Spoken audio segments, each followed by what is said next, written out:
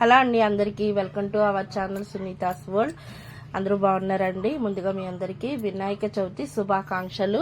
So ఇవాళ వినాయక చవితి అందరూ బాగా చేసుకున్నారండి. నేనైతే ఇదిగోండి ఈ రకంగా అయితే చేసుకున్నాను. చాలా బాగా చేసుకున్నాను. వినాయక చవితి పూజ అయితే మీరు ఎలా చేసుకున్నారో నాకు తప్పనిసరిగా కామెంట్లో అయితే పెట్టండి. నేనైతే ఈ రకంగా చేసుకున్నాను.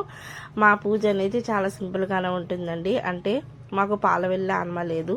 సో పాలవెల్లి అనేది కట్టుకోము మేము. అందుకే మేము ఏర్పరచుకున్న పీఠం మీదే పళ్ళు, మేము వండిన నైవేద్యాలు కానీ అన్నీ దాని మీదే పెట్టి పూజ చేసుకుంటాం. చాలా సింపుల్గానే. భక్తితో చేసిన పూజ ఏ పూజ అయినా భగవంతుడు తప్పకుండా స్వీకరిస్తాడు. కాబట్టి ఆ వినాయకుని ఆశీస్సులు మీ మీద మా మీద ఎల్లప్పుడూ ఉండాలని ఆశిస్తూ ఈ పూజ అయితే ఇలా చేసుకున్నానండి.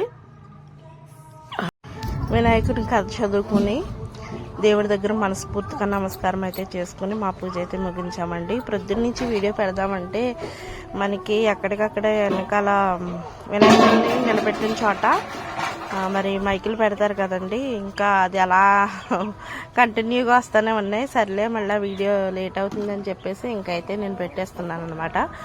ఇంకే ఇక్కడికైతే పూజ అయితే కంప్లీట్ అయిపోయింది. ఈ వీడియో కనుక నచ్చితే లైక్ చేయండి, అలాగే సబ్స్క్రైబ్